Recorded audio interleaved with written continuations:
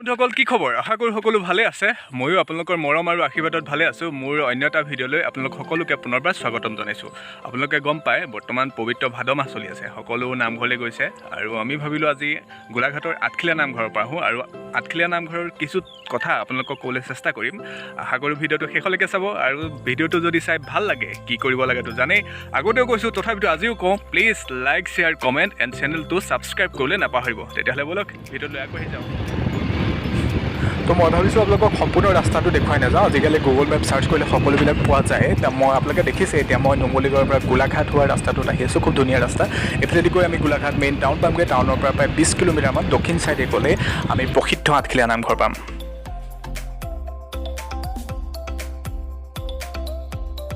Town পাবলৈ আমাৰ বেছি সময় নাই ভাবিলোঁ ৰাস্তাৰ কাষতে চৰ্বত বনাই আছিলে খুব ভাল লাগিছিলে দেখিবলৈও ভাল লাগিছিলে ভাবিলোঁ অলপ খাই লওঁ সম্পূৰ্ণ ভিডিঅ'টো দিম চৰ্বত বনোৱা খুব ধুনীয়াকৈ বনাইছিলে আপোনালোকে সম্পূৰ্ণ ভিডিঅ'টো চাবলৈ পাব চৰ্বত বনোৱা খুব ভাল লাগিছিলে খায়ো ভাল লাগিছিলে বনোৱাৰ ষ্টাইলটো খুব ধুনীয়া আছিলে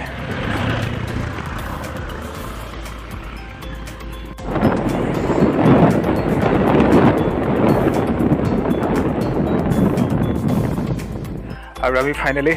যিখন গেট আছিলে প্ৰথম গেটখন পাই গ'লো আঠখিলীয়া নামঘৰ যোৱা এইখন প্ৰথম গেট আৰু গেটখনৰ তলদি আমি সোমাই গৈ আছোঁ এতিয়াও যথেষ্ট দূৰ আছে কিমান দূৰ আছে আমি গম পোৱা নাই তথাপিতো আৰু চাগে 6-7 কিলোমিটাৰমান আছে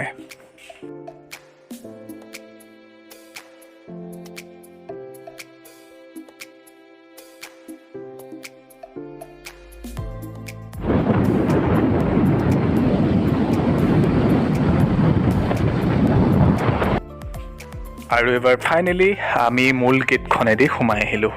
এইখন মূল গেট আৰু বেছি দূৰ নাই খুব বেছি 1 কিলোমিটাৰ আছে তাৰপিছতে আমি আঠখিলীয়া নামঘৰ পাই যামগৈ খুব ধুনীয়া ৰাস্তাটো খুব ধুনীয়া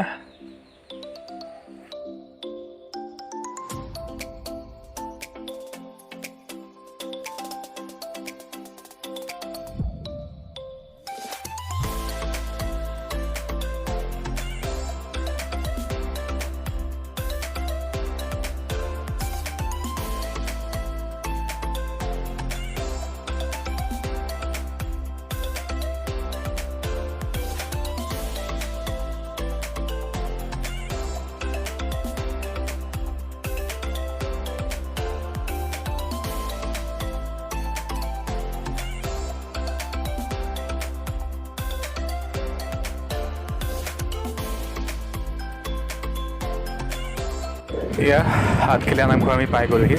দেখিছে চাৰিওফালে কিমান মানুহ হৈ আছে ইয়াৰ পৰা আমি ইয়াতে বাইক থৈ পেলাই আমি অলপ খোজ কাঢ়িব লাগিব খোজকাঢ়ি পেলাই আমি পামগৈ বহুত মানুহ হৈ আছে আজি আমি ভাবিছিলোঁ শনিবাৰ যিহেতু মানুহ নহ'ব কিন্তু শনিবাৰ যদিও বহুত মানুহ হৈছে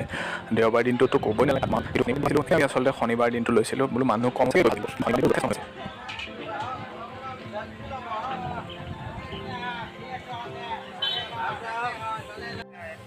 এয়া আমি পাই গ'লোহি চুৰিয়া চোলা পিন্ধি ল'লোঁ আগৰ লং পেণ্ট চাৰ্টবোৰ চেঞ্জ কৰিলোঁ আৰু এইখন হ'ল মূল গেট এইফালেদি আমি সোমাই গৈ আছোঁ এয়াই হৈছে প্ৰসিদ্ধ আঠখিলীয়া নামঘৰ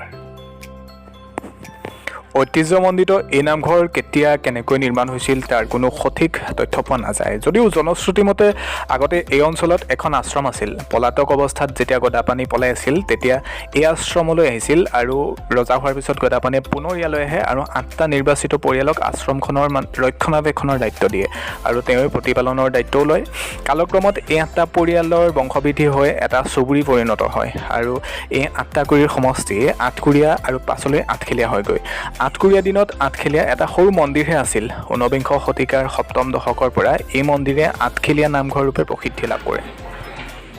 আমি শৰাইলৈ গৈছিলোঁ শৰাইখিনি বুট মগুখিনি দিলোঁ তাৰপিছত এইফালে আমি এতিয়া চাকি যোনফালে জ্বলাই সেইফালে গৈছোঁ বহুত ডাঙৰ এৰিয়া বিচাৰি পাবলৈ দিগদাৰ হয় এইফালে চাকি জ্বলাব এইটো এইফালে যাব পাৰি চাকি জ্বলাবলৈ এইফালে যাব পাৰি হয়নে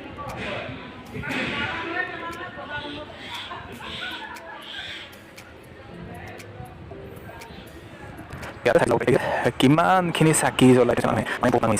মই ভবা নাছিলোঁ শনিবাৰে ইমান মানুহ হয়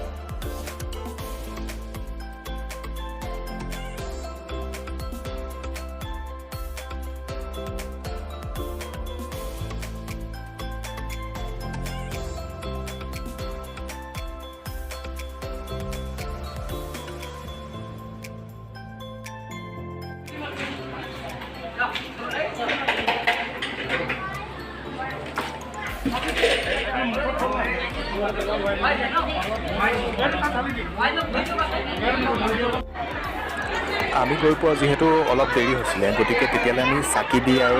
শৰাই দি লগালগ প্ৰসাদ বিতৰণ কৰিব হ'লে, গতিকে আমি প্ৰসাদ খালোঁ আৰু ঘৰলৈ দিয়াখিনি লৈ আহিলোঁ। তাৰপিছত আমাৰ বিশেষ কাম নাছিলে তাতে। এইখিনি এটা কথা থাকি গৈছিলে, আঠখেলীয়া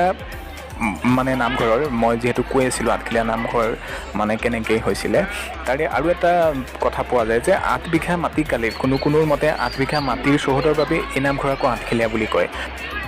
ইয়াৰ উপৰিও যদি আপোনালোকে আঠখেলীয়া নামঘৰৰ বিষয়ে কিবা জানে, মোক অনুগ্ৰহ কৰি কমেণ্ট কৰিবলৈ নাপাহৰিব। মই যিকেইটা জানো, সামান্য কিবা এটা গম পাইছিলোঁ, সেইটো বিষয়ে ক'ৰবাত পঢ়িব পাৰিছিলোঁ, সেইটোকে আপোনালোকক জনালোঁ। আপোনালোকে যদি জানে বিতংভাৱে, তেতিয়াহ'লে মোক প্লিজ কমেণ্ট কৰিব সকলোৱে, যিসকলে জানে। আৰু এতিয়া পবিত্ৰ ভাদ মাহ, আপোনালোকে যদি ভাল লাগে গৈ এনেকৈ ক'ৰবাত নামঘৰ পবিত্ৰ স্থানলৈ, তেতিয়া যাব পাৰিব আঠখেলীয়া নামঘৰলৈ। আমাৰো সেইটো উদ্দেশ্যে গৈছিলোঁ, আৰু ইমান ভক্তৰ সমাগম ঘটে, সেইটো কাৰণেও ভাল লাগে আচলতে। হৈ গ'ল আমাৰ আজিলৈ, আমি ঘূৰি দিলোঁ।